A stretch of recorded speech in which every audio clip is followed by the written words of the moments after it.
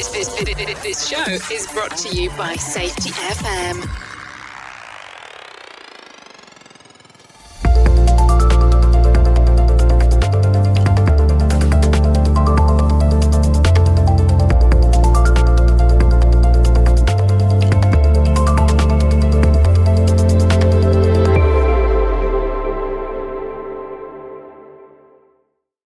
Hi listeners, this is Brent Sutton.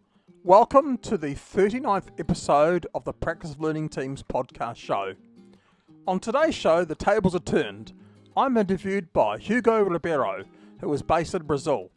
Hugo is one of the most passionate people about the new view of safety and learning teams that I know. Hugo was taught and coached by the godfather of learning teams himself, Todd Conklin. Hugo works for a living as a safety professional and has been instrumental with support of others in building a community of practice in Brazil of the new view of safety. The title of today's podcast is Learning Teams the Brazilian Way. In essence, the Brazilian way refers to how Brazilians make relationships personal ones in order to create a particular set of rules for themselves and to being flexible or providing a fix to a problem. It's an acknowledgement that real-life issues often require solutions that the written rules may not account for. This may well be a reason why learning teams resonates so deeply with that community. The book, The Practice of Learning Teams, has become the number one how-to guide for building better community practice of learning teams in Brazil. During the podcast, you'll hear a brief conversation about the high cost of books in Brazil. During and shortly after the podcast, I spoke with Hugo and my fellow authors Glynis, McCarthy and Brent Robinson, and we agreed on a collaboration to translate the book into Portuguese and to set a local domestic cost of the book through Amazon to help and support the Brazilian community to learn and improve.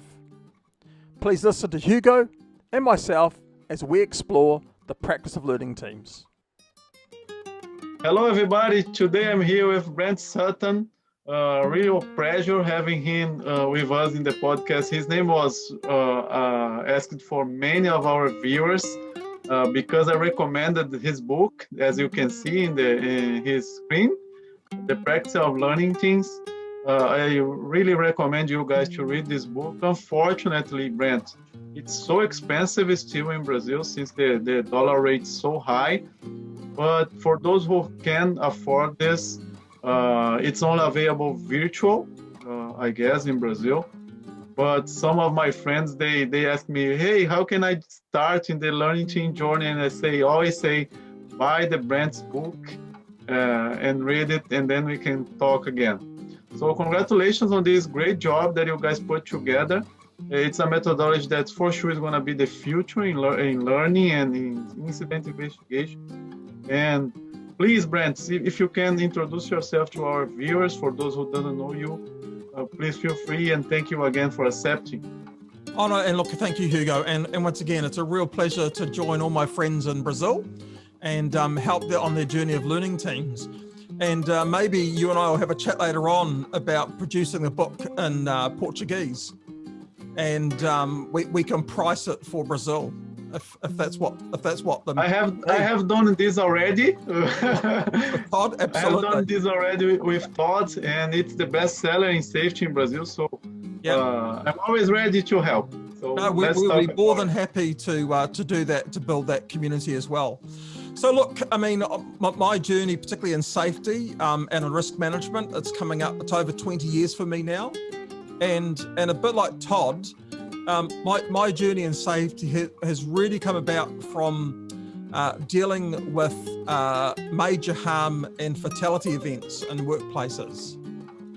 And when I first met Todd many years ago, a lot of what he was saying to me just resonated so deeply with me. The points he was making were just so intuitive and so important. And we talk about that quite a bit in the book. And that's really what started off my learning teams journey. And I've spent the last, I would go up and see Todd, try and go see Todd once a year or twice a year and spend time with him to really understand that. And Todd was here about 2 years ago. It was in July 2019. And we're having a chat and we talk about how do we grow community? How do we make learning teams widely available across the world and to different people and different organizations? Because learning is so important. And that's when we decided to write the book about the practice of learning teams. And the book is all about the how-to. So we talk a little bit about the what, and particularly, what's the value of it? What does it mean? We touch a little bit around some of the science that sits in the background, particularly around group knowledge versus individual knowledge. But we really wanted to explore what does good look like. So, a lot of people, a little bit, I don't know if the word scared is right, but they're a little bit cautious about starting that journey. And the thing about learning teams, particularly for people that come from that safety space, we're asking them to stop being the expert. And we want them to be curious, and we want them to facilitate these group discussions, these group conversations. And that's a skill that is actually quite difficult when you're jumping from being the expert. I have all this information, I can tell you what to do, I know how it works, to now being in this role of being curious. And it's difficult. It's a difficult skill to gain. So the book was about showing people how to gain those skills. And as we talk further, I think the most important part of that, building that skill, is reflecting. And as people, we don't spend enough time reflecting. Yes, I totally agree. We're always fixing. Always fixing. Always fixing. That's the main word in incident investigation in a traditional view. I've been a lot of situations where you just notes, you just record the incident or report the incident to the leadership or to somebody else. Or even if you are in a conversation, informal conversation with your friends somewhere, and you report then an incident that happened somewhere, and they just jump into solutions and jump into fixing things. For example, if we mention any accident, now just try to do this experience. Next time you have the opportunity, tell somebody about an incident, and they will probably come up with solutions instead before even knowing everything about the event. Oh, absolutely. And Hugo, there's no doubt we want to fix the hazard. We want to fix how the energy got released from the hazard. We want to fix that. But you can't fix people. We want people to learn. Exactly. And I think there is a role for fixing, but we need to fix the thing that caused the harm. We need people who are involved in that work to learn from that experience. But it's quite sad that we want to learn from harm, when in actual fact we should be looking to learn from everyday work. Exactly. That's my call every day in my company, the company I work for. Let's do, and we are doing pretty good on preventive learning team, active learning teams. So we've been capturing a lot of opportunities before bad things happen.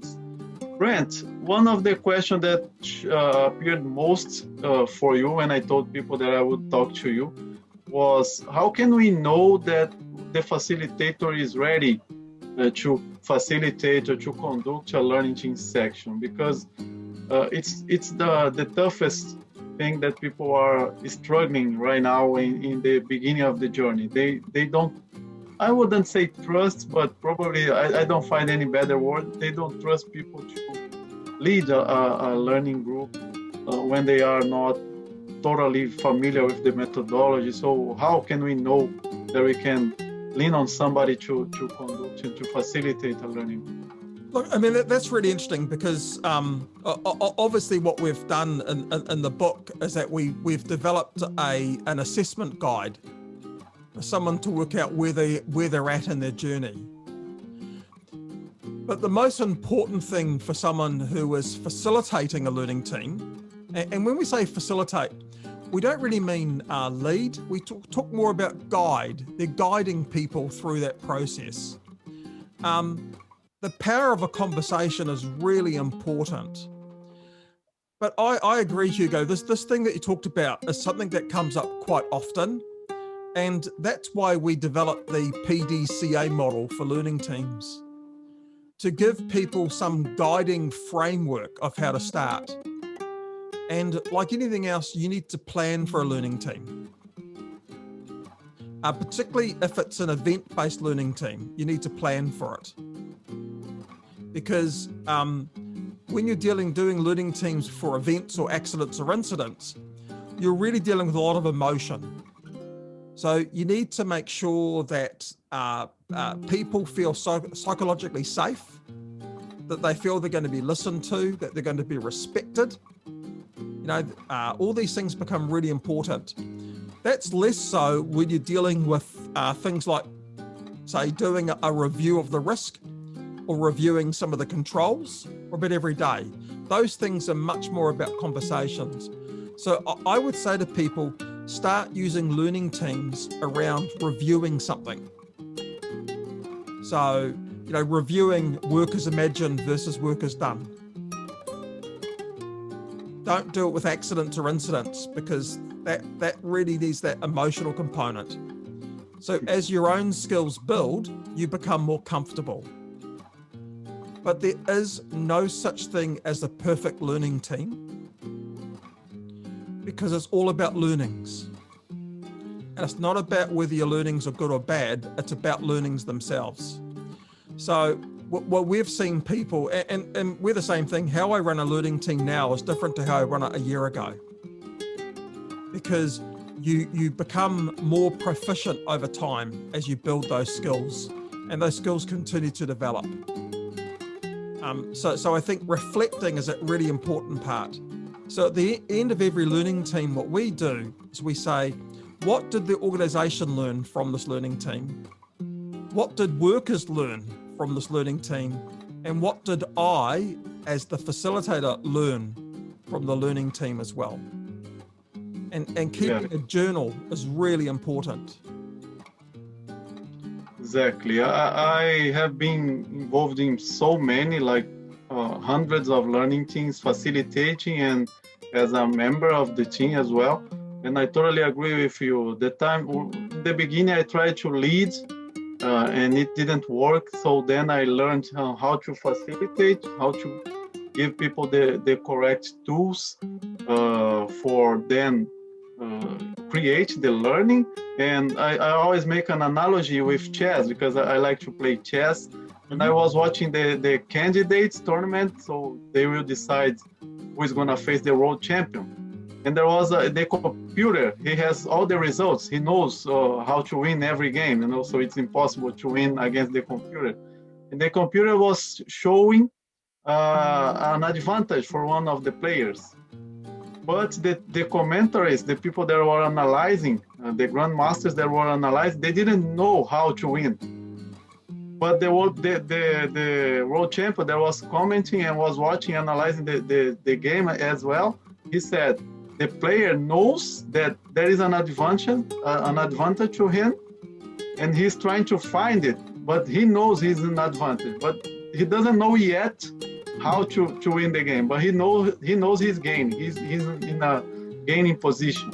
So after this, I realized that people know the answers that I'm looking for. I still don't know, but I need to facilitate them to put this outside and to make it available for us. But they have the answers that I'm looking for. And the facilitator role in the learning group is like this, like showing them that the path to find the gaining positions. I don't know if you have some look, it's really important, because if you think about it, we're not trying to drive an outcome. We're trying to guide people to provide that context of that risk. And it doesn't matter what people share with you. What they're doing is they're sharing their view, their context of it. And the more we can get that from people, then the better the group starts to shape what that looks like. We get asked all the time, what's the ideal number of people on a learning team?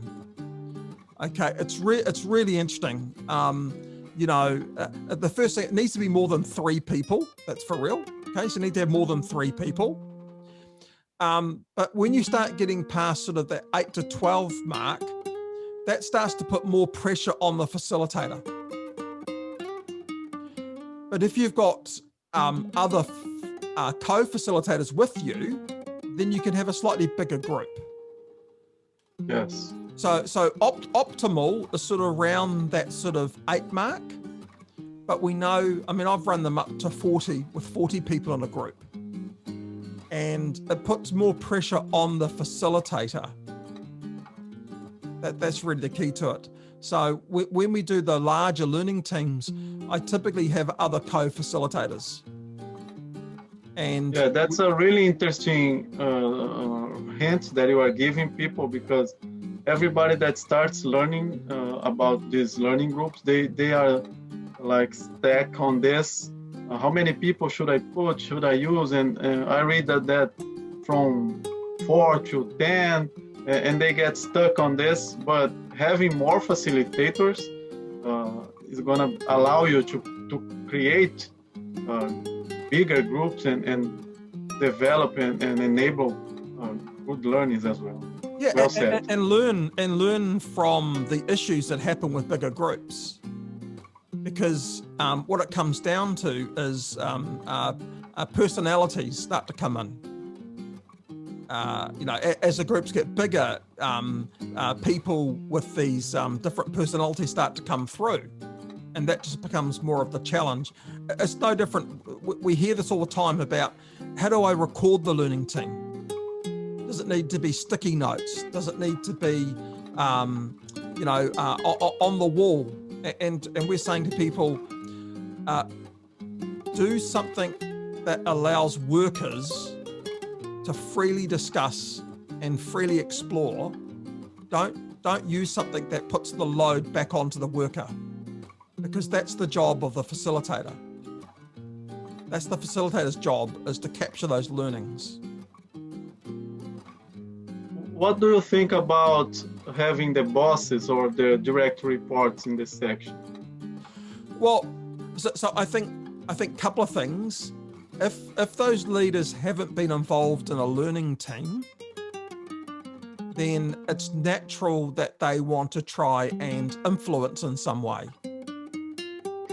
So what we explored, and we've done this in the PDCA model that people can download for free, is we're basically saying it's really important that leaders are present to introduce a learning team. That's really valuable, that they can introduce what the learning team is. And it's also useful that they come back into the learning team later on, when we start to move into the whole thing around clarification and solution mode. And that's a good opportunity for the people that have been part of the learning team to present back to leadership their deeper understanding of the problem. Exactly. But I've seen, if a leader has come in and there's been no coaching, or there's been no expectation set for them, then they will move into their default mode of wanting to control. Yes. And they feel that no matter what is said, that they have to contribute in some way. Whereas what we're wanting them to do is we're wanting them to listen, we want them to observe, and we want them to see the power of operational learning. Okay, that's something that always pops up in the question. So people just say it's not allowed to have bosses in the room, but they never considered. And I saw this in the book, So if you work on the boss, on the leader, if you prepare him, if he's trained, if he's ready to allow a psychological safety to take place and the learning to take place, it's not mandatory that it's not allowed to have people in the higher positions. Yeah, and look, it's really interesting that what we've seen as leaders in particular get to better understand operational learning, they want to embrace it. Yes, of course. If you go back to Todd's the 3 questions that leaders can ask about stickies, you know, that's a great way of introducing a leader to seeing the value of operational learning in that way. Yes. So I would say in all these things, embrace it. But don't That's something that we tried in our company as well. We created a guide for when leaders, senior leaders, step up in the plant, so they could interact with plant shop floor people, making better questions, good questions, show engagement and everything. And that's the same in the learning group. You need to prepare the leaders to like giving up on controlling and enable learning in the session. Absolutely. Don't assume just because they're a leader that they know how to listen. Yes. Yep. And about this listen, I have an opinion as well. Sometimes you are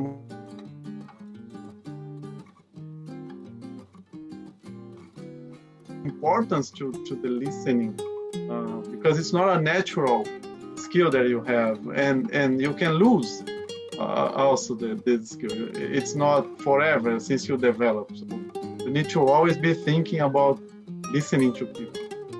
Yes, and we call it, there's a difference between sort of active listening. Active listening. Versus what most people are doing is they're listening to judge. Yeah, and they're so it's no different. I mean, you know what happens is I might have a group of people, and this is classic with adult learning. I could have a group of people, and if I say things that relate to their belief, what they believe, they'll go, that guy is fantastic. If I say something that goes against what they believe, they're going to say that's terrible. So what we talk about when we do a learning team is that people are there to look at things through the eyes of other people.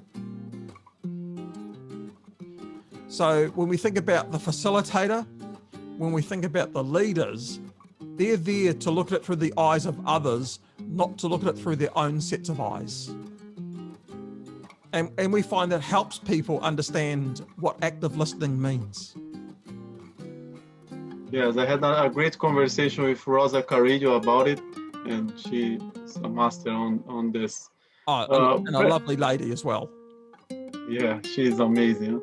Yeah. Brent, some of the companies that are starting this new view journey, I would say, they have problems for the introduction of learning groups because sometimes it's not easy to convince leaders or the company somehow that this is a good methodology that you kind of partially answered already, not starting by the incidents, but that's a problem that shows up when people start investigating things for like incidents, because the learning team methodology usually doesn't like stare on root causes and cause and consequence, like binary on things.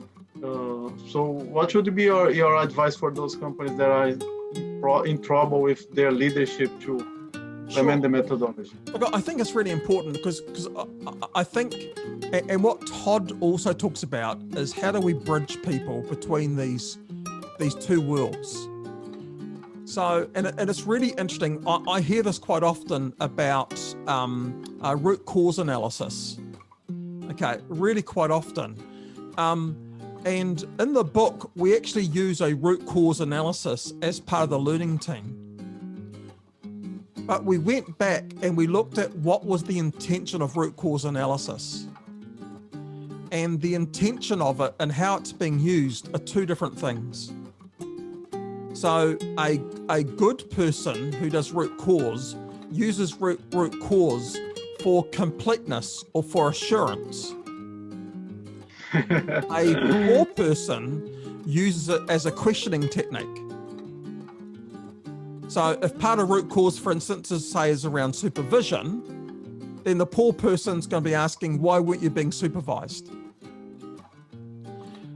We use root cause in learning teams to basically as an assurance tool. In other words, if the learning team during the first phase didn't talk about the need for supervision or what supervision looks like, then the facilitator can then, through the clarification process, then put that to the learning team group by saying things like, how important is supervision when you do this job? Yes. So I think root cause can be part of a learning team, but it's there to provide assurance and verification. Whereas what we want in a learning team is we want those people to come together and brainstorm. We want them to share their stories, share their experiences. If I was to follow a checklist, that's going to shut down those conversations. What I want is I want those conversations to happen, and then I want to use root cause a little bit later on to help me as a facilitator to provide that completeness. Remembering that the reason you're there to begin with is because your risk management has failed.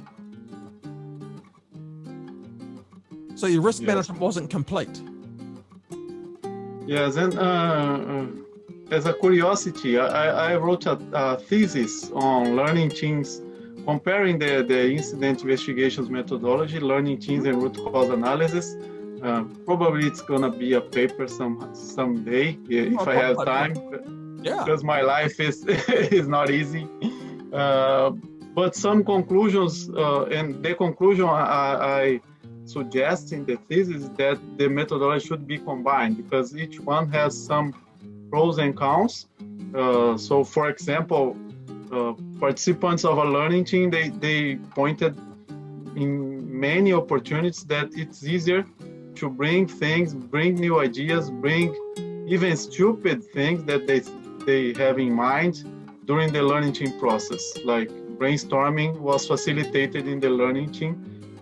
They were more relaxed to say things without being cut. So the psychological safety side of the whole process was better, according to the research I did. But on the other hand, on the root cause analysis, the participants reported that it's more structured. So it's easier to follow the steps. It's easier to know what you are doing, each phase you are in the process. So I suggested that a combination of methods, as you just said, can be the better solution for this situation. Look, I agree because look, when we investigate, we're putting the person in the center, and purely by them being in the center, that they feel that doesn't matter how we feel, but they feel that they're being held to account, that they're being put under the spotlight. A learning team turns it around. Because what's happening in a traditional investigation, and a root cause, they call it a focus event. They don't talk about calling a focus person, they talk about focused event. So even in root cause doesn't say that you interview each person by themselves. Root cause says that you go out and you understand what normal work look like.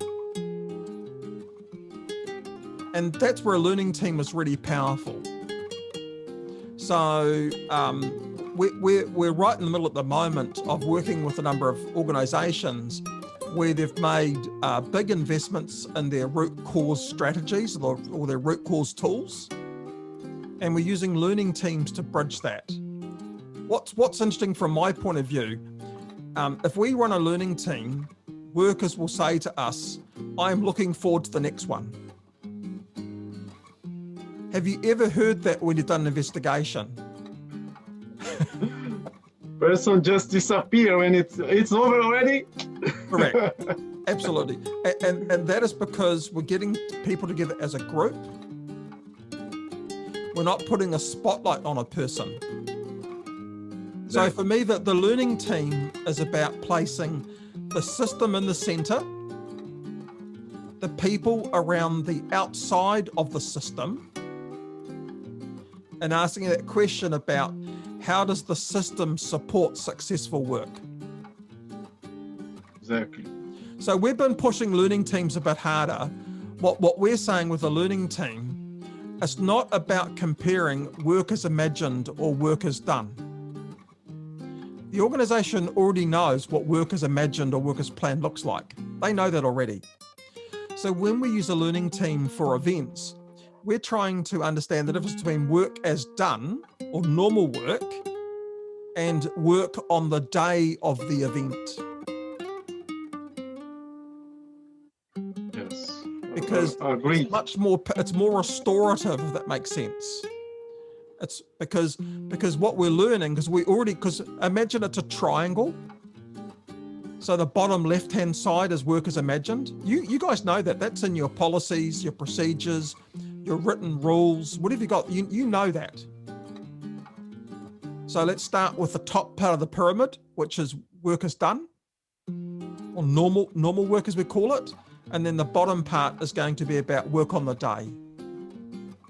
Because it's that variability that matters. It's understanding what was that shift between those things that happened.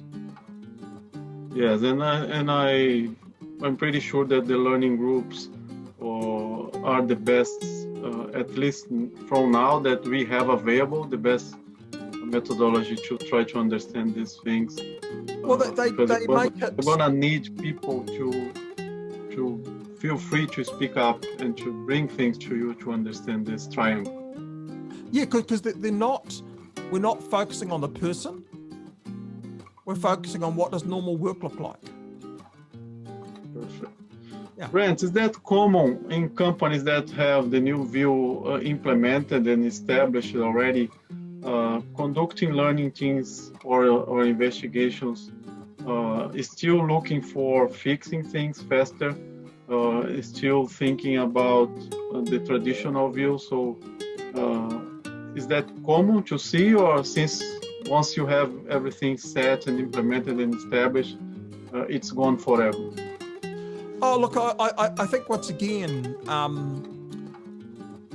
when leaders are faced with uncertainty, which is what an event is, it's easy for us to drop back into our default mode. It's easy for that to happen. It's easy to question why. So yes. I don't think it matters whether someone's in the old view or the new view of safety. It would be normal for leaders to question why, because they're faced with uncertainty at that point in time. Yeah. And perfect. And you're going to see that variability regardless.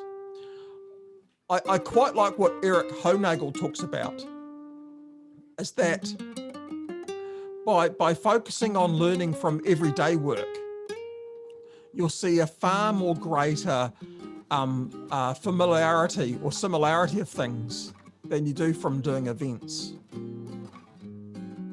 No one ever comes away from an event feeling good about it, because harm has happened. I think where learning teams are very powerful for events is the restorative component of a learning team, which is helping people to normalize what actually happened. Yes.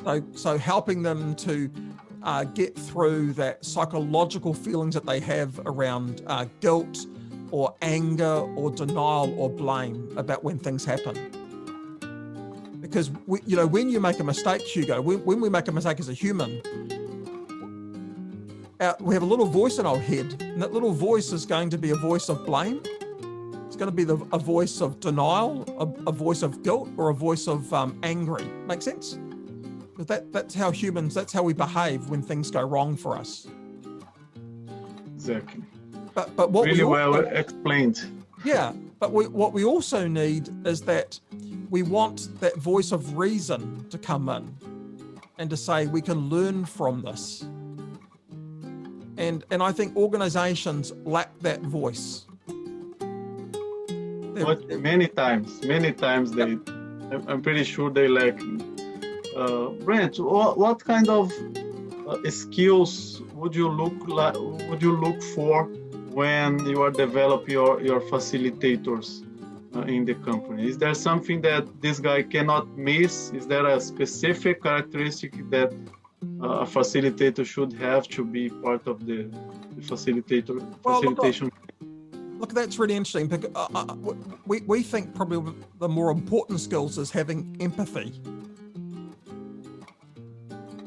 Now, you either are empathetic, either you care as a human or you don't care. So if you have empathy, which is caring for other people, then that's a really important skill to actually have. If you don't care about people, then it's going to be a little bit difficult in that way. But at the end of the day, if you think about it, we use the word soft skills. Learning teams makes use of what we call non-technical skills. So it's about communicating, about collaborating, facilitating. But the most important one is that whole thing around critical thinking or reflection skills. So just giving yourself that time, and that's what soak time is about. But soak time should be for the people involved in the learning team and also the facilitator as well. Yeah, it's always tough when I'm training people on learning teams. It's always tough to explain the soaking time. So people think initially that it's useless or so, but I always hitting this same button that it's good for you, good for the facilitator. It allows your brain to get used to the situation. It gives space for reflection. So it's really important. It's part of the methodology and should not be skipped. No, look, it's really important, particularly for accidents and incidents. It's no different. There always needs to be some reflective piece that has to happen. For instance, when we talk about everyday learning teams is a really good example. When people do work, there is lots of things that happen pre-work, lots of pre-planning, or we call it pre-risk. So you guys do things like toolbox meetings or job start type things. Yes. But if you do something if there's something that's pre-start, there also needs to be something that's post-start. So if you do something at the beginning of the day or the beginning of the shift, there's also something that needs to happen towards the end of the shift or the end of the day. Exactly. The post jobs or so. Yeah. But what we find is a lot of what people end up doing is judgment based. So they get the group of people together and say, oh, what went well, what didn't go well. I know. That's not what we want to know. What we want to know is this is how we plan work. This is how we had to adjust our plan as work went on. And we call that, where did we have to make do? So what were the rubs? What were the things that we had to deal with that came along? And that's a reflection tool, because what's happening is that people, by talking about those things, talking about where they had to make do, what those rubs were, then they think about that overnight. And your brain really takes on board new things when it can reason with that information. So having that context, that reflective bit is about establishing that context. That's when that learning gets embedded deeply. So a lot of what happens in the workplace at the moment, learning is incidental. Learning happens by accident. If you want learning to influence people's behavior or for people to improve by themselves, then learning must be deliberate. So think about how do we make learning deliberate for everyday work. That's the great strategy that the company can have, not only in EHS, but also operations, quality, everything that is available. Brent, the time is so running so fast. I want you please to talk a little bit about how people can find you, what kind of services can you guys provide to people that are in this journey, where they can find the book, what your future plans. Feel free to. Absolutely. So really, I mean, the reason we wrote the book was to support community, and I accept. The book might be expensive in Brazil. I understand that,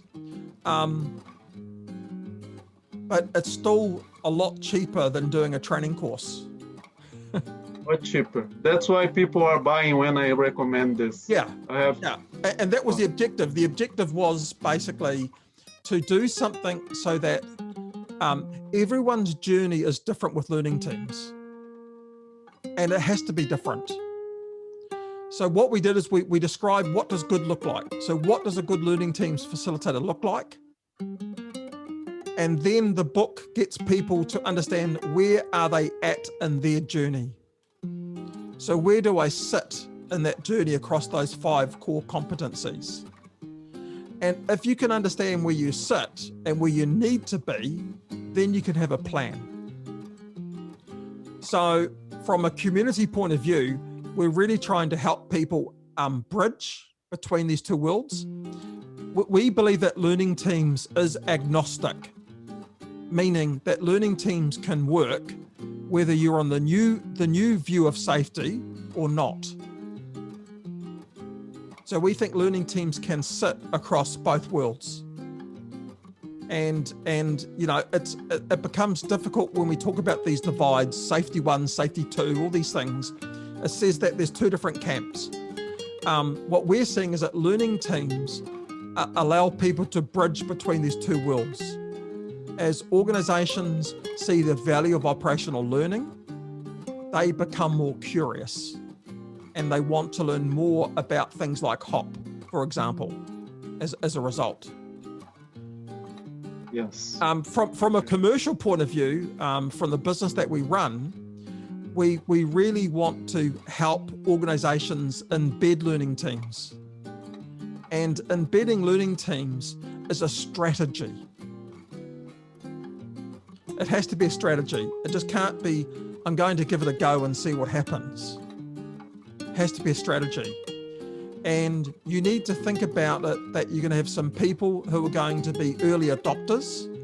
Those people want to be your champions. You're going to have a group of people that are going to sit back and watch what's going on. And that if it looks good, they'll get involved. Then you'll have a group of people that don't want to change. Okay? And so what we talk about is that you need to identify the fact that there are going to be those 3 groups of people in the organization and leaders. They're going to exist. And that you can't have one strategy to win them all. You've got to have those 3 different strategies. So the example where you've got people that basically talk about, learning teams, it's the new thing, but it'll go away. Because every 2 years, the organization brings something new and we ride it out for 2 years and it goes away. So with that group of people, when we look at learning teams, we change the learning team to start to look at valued versus non-valued activities. So we ask that manager or that leader about what do they value in the organization. And then we use learning teams to show that person how they can improve that area of the business that they work in that's important to them. So I think those things are really interesting strategies. And what we want to do is we want to help organizations and coach people in those organizations to embed learning teams so that learning teams just become part of the things we do around here. And that they use it for everyday activities, gaining that rich intelligence that's happening, They use it for change management, learning teams for managing change. So when we bring on new things or change things, and if you need to, using learning teams when incidents or events happen. So we're taking a slightly different approach, if that makes sense. Yeah, that's a lot. Makes a lot of sense. Yeah. And I hope people will understand this and use this tool the better and most productive way. Brent Sutton, thank you so much for joining us. I hope it's gonna be a good opportunity for us to share your knowledge and your book as well, and the services you can provide. I hope people are gonna be in touch with you to learn more, because you have a lot to teach us and to share with the Brazilian community that are just starting. Absolutely, and look, we're hopeful that once the COVID settles down, that we'll be able to come over and spend some time with everyone. Thank you. We are looking forward. Thank you, Hugo.